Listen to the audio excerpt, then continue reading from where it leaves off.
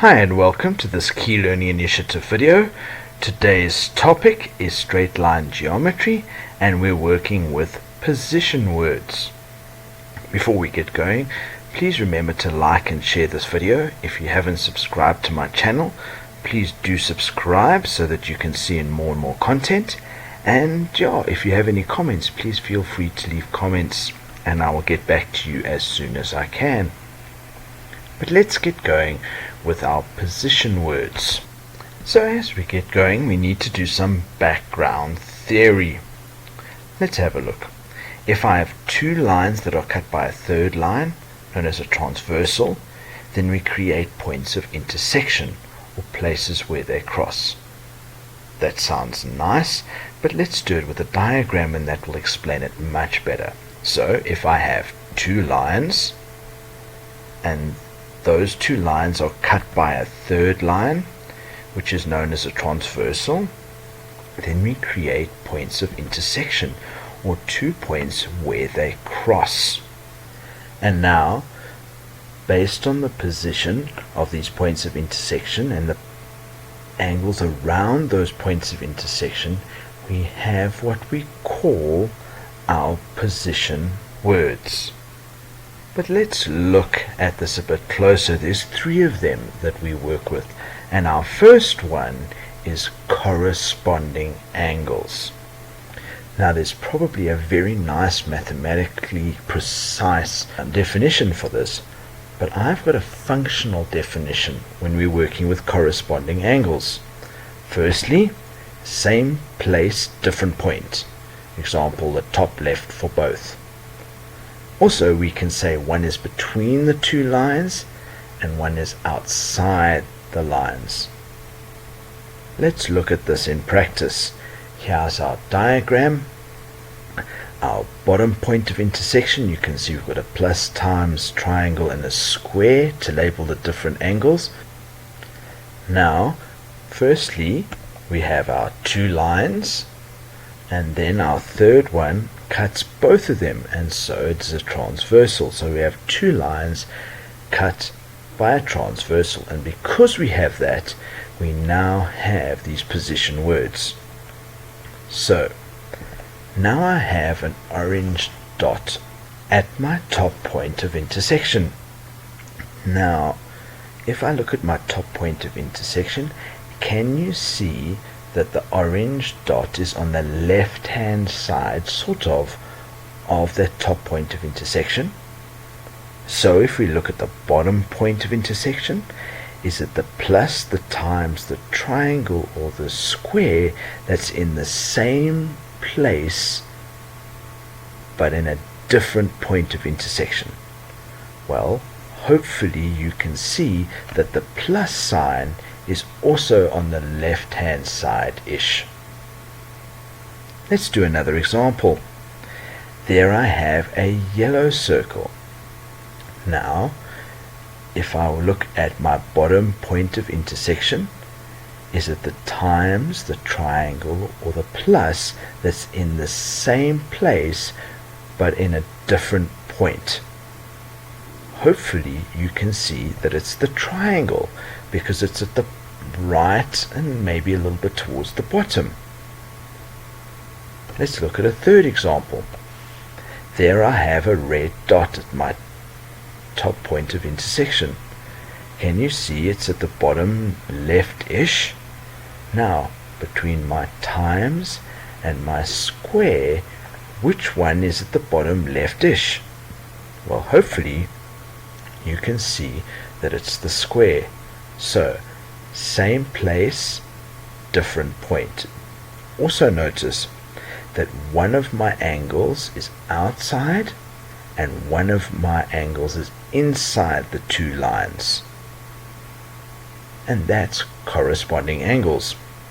Our next position word is alternate angles. What are alternate angles?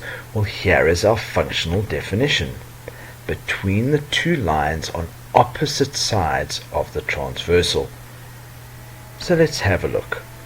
We have our two lines there and it is cut by a transversal. Now we want to know alternate angles between the two lines on opposite side of the transversal. So if I have a yellow dot there, they want to know, is my plus, my times, my triangle, or my square an alternate angle? Well, firstly, it has to be between the two lines. So can you see that your square and your triangle cannot be alternate angles? And so we're just looking at our plus or our times between the two lines. Now it's also on opposite sides of the transversal, and we want to know, in other words, the plus or the times, which one of those two is on the other side of the purple line. Hopefully you can see that it's the plus. Let's look at another example. Here we have a red circle or dot, and they want to know the alternate angle to that red circle. Now, between the two lines and on opposite side of the transversal. So, is the times the triangle or the square between the lines and the opposite side of the transversal? Hopefully you can see it's the times. Another example. There we have an orange circle. Is there an alternate angle to that orange circle? Well, what's our definition for alternate angles? It has to be between the lines on opposite sides of our transversal. So is the orange dot between the two lines? No, it's not between the two lines, and so there's no alternate angle to that orange dot. Remember, they have to occur between the two lines. Our third position word is co-interior angles. Again, our functional definition: between two lines on the same side of the transversal. Again, here's our diagram. We have our two lines, and that is cut by a transversal. Here we have our yellow circle. Now, we want to know if the plus, the times, the triangle, or the square is a co-interior angle with that yellow dot.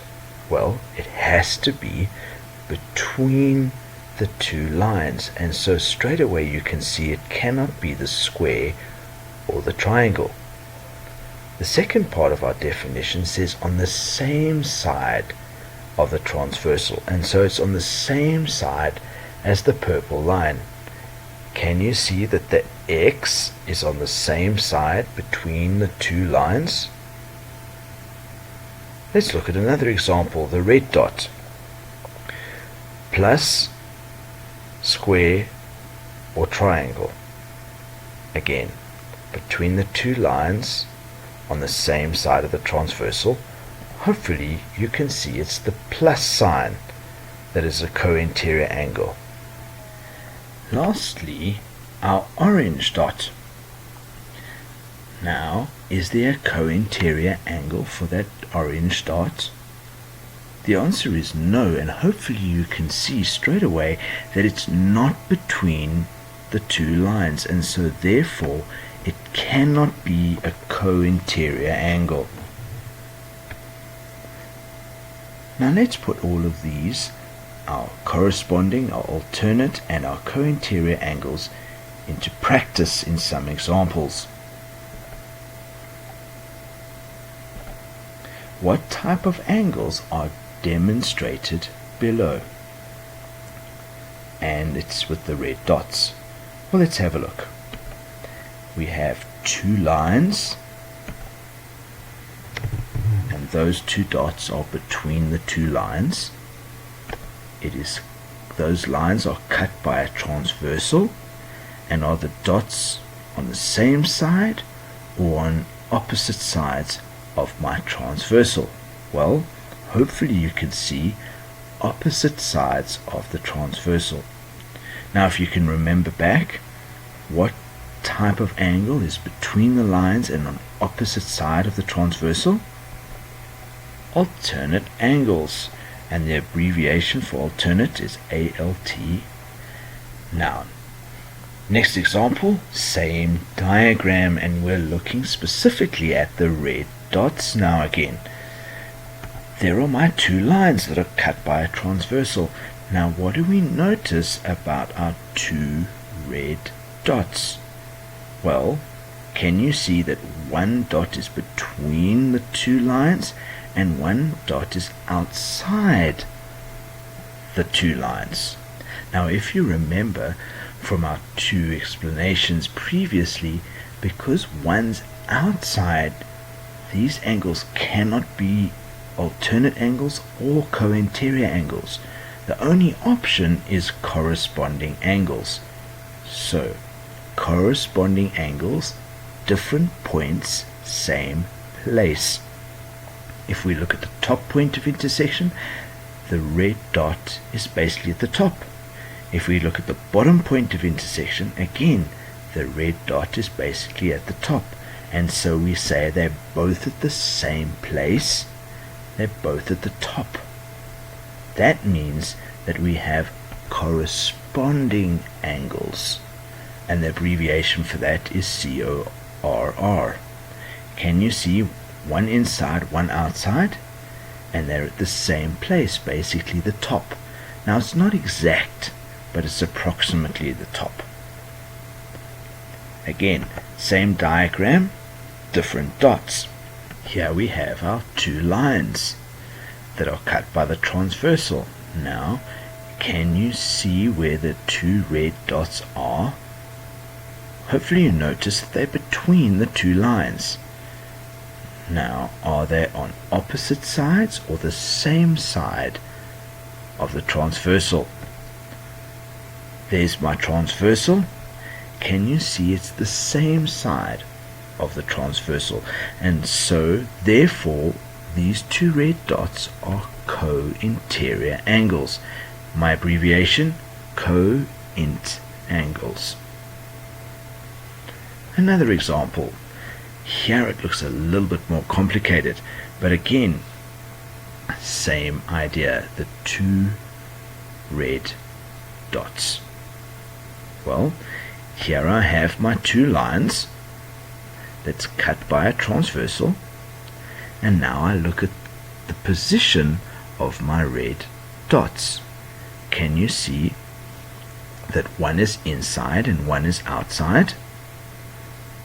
And can you also see that it's towards the bottom left of both points of intersection? It's at the same place, the bottom left-ish. Therefore, they are corresponding angles. Let's look at another example. I have two red dots there. Now, it starts to get complicated because I've got more than just two lines that are cut by one transversal. There's that annoying line in the middle.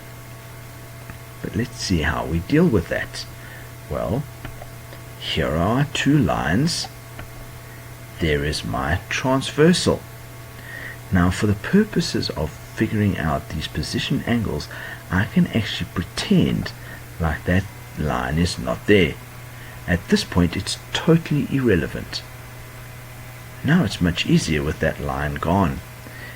Can you see that one is inside and one is outside?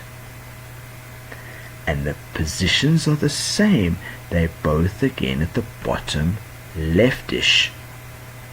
So what type of angles are these? Corresponding angles, and the black line can come back.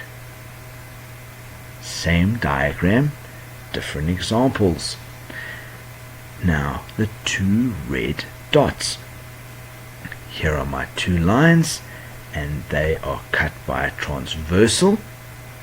Again, let's look at it. They are between the two lines. Now, are they on the same side or opposite sides of my transversal? Well, hopefully you can see they're on opposite sides of my transversal, and that means that they are alternate angles. Next example, same diagram. My two red dots or circles.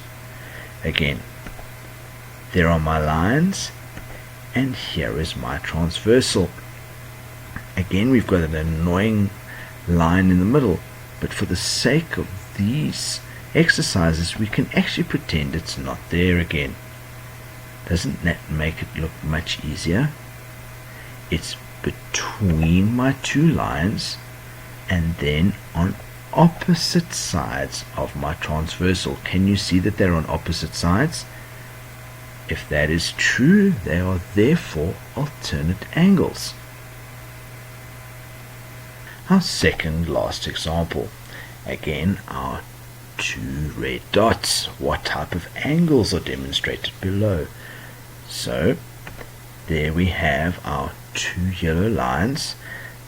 Can you see that it's between the two lines? Now, is it on the same side or different sides of my transversal? Hopefully you can see there's my transversal and it's on the same side of the transversal. Therefore, it has to be co-interior angles. My last example. There we have our two lines that are cut by a transversal. Now in this question again, we've got the line in the middle and we can get rid of it. Now it's much easier. It's between the two lines and it's on the same side of the transversal. Again, that means that they are co-interior angles. Well, I hope this has been helpful, so thank you for watching this Key Learning Initiative video on straight line geometry and specifically position words. If you haven't yet, please remember to subscribe to my channel so that you can get more and more content, to like and share this video, and also remember, please put a comment and I'll get back to you as soon as I can. I hope this video has been helpful.